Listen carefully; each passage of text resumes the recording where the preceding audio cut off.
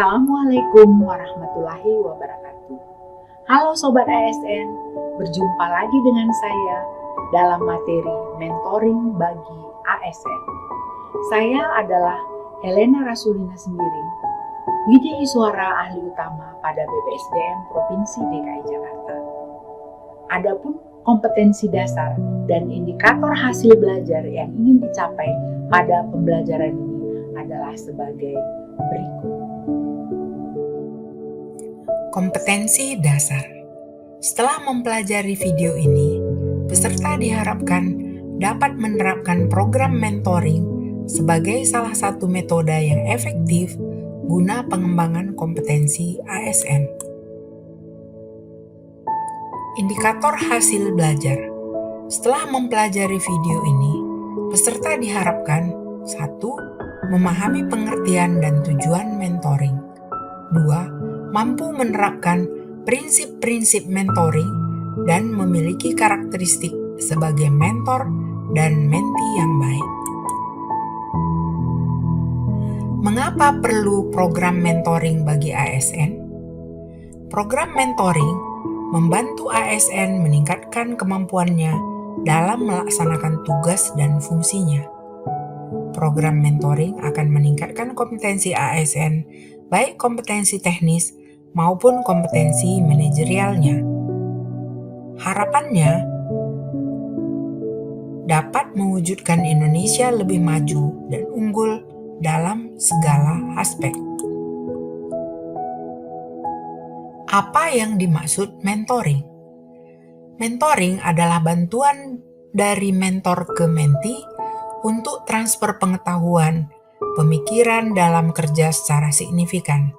Ini menurut McKim, Jolie, dan Hatter 2007. Mentoring yaitu hubungan yang saling menguntungkan dari seseorang yang mempunyai pengalaman lebih kepada individu yang kurang berpengalaman untuk mengidentifikasi dan meraih tujuan bersama, menurut Anderson 2011.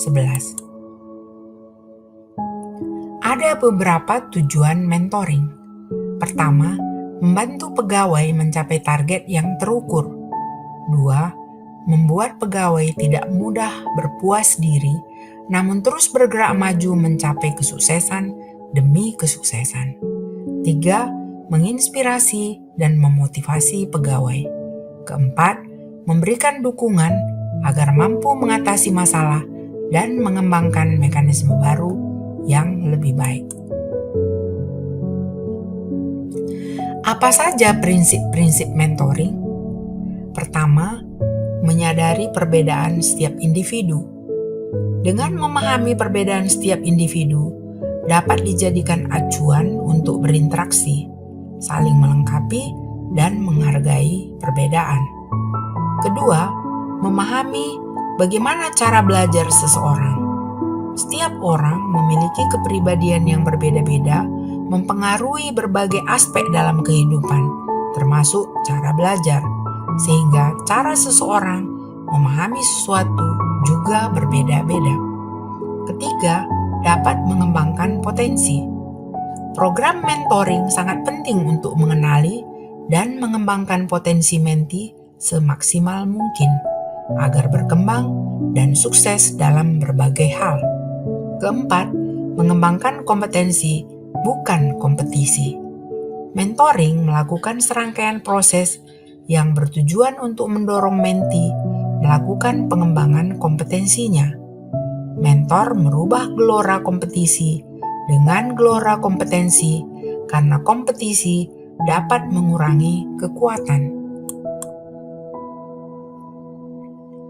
Tugas mentor. Pertama, memberi contoh teladan dalam menerapkan nilai budaya kerja organisasi. 2. Memotivasi untuk mengembangkan kepribadian dan karakter mentee. Ketiga, memberi tips dan saran berdasarkan contoh praktek keberhasilan. Keempat, mendiskusikan mekanisme kerja baru yang lebih baik. Ada 7 karakteristik mentor yang baik. Selanjutnya kita akan membahasnya satu persatu sebagai berikut. Satu, memiliki keinginan untuk menolong orang lain. Motif untuk menolong orang lain atau ingin membantu sesama manusia merupakan hal yang diperlukan sebagai mentor yang baik. Kedua, memiliki pengalaman yang positif. Pengalaman yang positif membentuk seseorang sukses dalam kehidupan pribadi dan karirnya. Hal ini menjadi nilai lebih bagi seorang mentor untuk menjadi model bagi mentinya. Tiga, memiliki waktu dan energi membantu orang lain. Banyak yang tidak mau membantu orang lain karena menganggap terlalu banyak tenaga dan waktu yang terbuang. Mentor yang baik selalu dengan senang menyediakan waktu dan energi untuk membantu orang lain dengan tulus. 4. Memiliki reputasi yang baik untuk mengembangkan orang lain. Reputasi yang baik akan mendorong mentee untuk memperhatikan kata-kata mentornya dan juga mendapatkan rasa hormat dari mentinya. Kelima, memiliki pengetahuan yang up to date. Ilmu pengetahuan terus berkembang. Oleh karena itu, mentor yang baik akan selalu mengupgrade ilmu pengetahuan yang dimilikinya sehingga tetap up to date, canggih, applicated untuk diterapkan oleh mentinya. 6. Memiliki sikap belajar. Sikap belajar yang baik antara lain pantang menyerah. Mentor yang baik selalu disiplin dan giat dalam belajar. Dengan usaha dan pengalaman yang dilakukan berulang-ulang akan menghasilkan kecakapan yang tinggi. 7. Bahagia melihat orang lain sukses. Pada saat mentor melihat mentinya sukses, mentor memberikan apresiasi dan dukungan yang tulus. Kalau tadi kita membahas mengenai karakteristik mentor, sekarang kita akan membahas mengenai karakteristik mentee yang baik. Ada 7, kita akan membahas satu persatu sebagai berikut. 1. Terbuka menerima cara baru dan mau mencoba ide baru. Mentee yang baik berpikiran terbuka untuk selalu mencoba hal baru, akan memberi kesempatan bagi mentee melatih untuk beradaptasi dan menghasilkan ide-ide yang inovatif. Kedua, menerima umpan balik dan melakukan perbaikan. Bersikap positif terhadap umpan balik dan mencatat semua masukan sebagai landasan perbaikan. Ketiga, mau menerapkan yang telah dipelajari ke dalam pekerjaannya. Mentee yang baik akan mempraktekkan keterampilan yang dipelajarinya selama proses mentoring dalam melaksanakan tugasnya. 4. Fokus terhadap pencapaian hasil yang diinginkan. Fokus merupakan sebuah kemampuan berharga yang dapat membantu seseorang untuk menyelesaikan tugas dan dapat meningkatkan produktivitas dalam kehidupan profesional seseorang.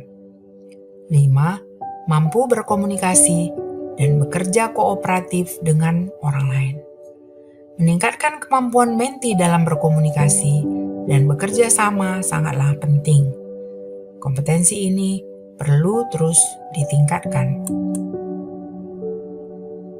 Keenam, memiliki rasa tanggung jawab dan komitmen pribadi. Mentee yang bertanggung jawab akan tumbuh dan berkembang lebih baik menjadi ASN yang inspiratif dan berprestasi. 7. Mau melakukan pertemuan secara teratur. Pertemuan dengan mentor secara teratur akan mempercepat transfer pengetahuan dan keterampilan dari mentor. Selanjutnya kita akan membahas apa saja faktor-faktor yang perlu diperhatikan agar mentoring berjalan efektif. Yang pertama, menetapkan sasaran. Mentor dan mentee perlu menetapkan kompetensi apa yang akan dikembangkan. Selanjutnya, mentor dan mentee juga perlu menetapkan proses mentoring, yaitu frekuensi pertemuan, topik yang dibahas, metode pembahasan, dan mekanisme pertemuan. Yang ketiga, terlebih dahulu mentor dan mentee perlu dilatih. Mentor dilatih agar fokus kepada cara berbicara dan membangun kepercayaan dari mentee. Mentee dilatih agar fokus bagaimana membuat pertanyaan yang tepat dan belajar dari mentornya. Keempat, menyediakan tools dan resources, yaitu perlu disediakan template standar untuk proses mentoring. Kemudian juga perlu software platform untuk program mentoring. Selanjutnya, Bapak dan Ibu mengerjakan kuis. Silakan scan QR code untuk uji pemahaman. Selamat mengerjakan. Semoga materi yang disampaikan pada pembelajaran ini mampu memotivasi Sobat ASN menjadi mentor ataupun mentee yang baik, sehingga program mentoring efektif dalam peningkatan kompetensi ASN. Sekian dan terima kasih. Sampai jumpa pada video selanjutnya. Wassalamualaikum warahmatullahi wabarakatuh. Salam sejahtera bagi kita semua.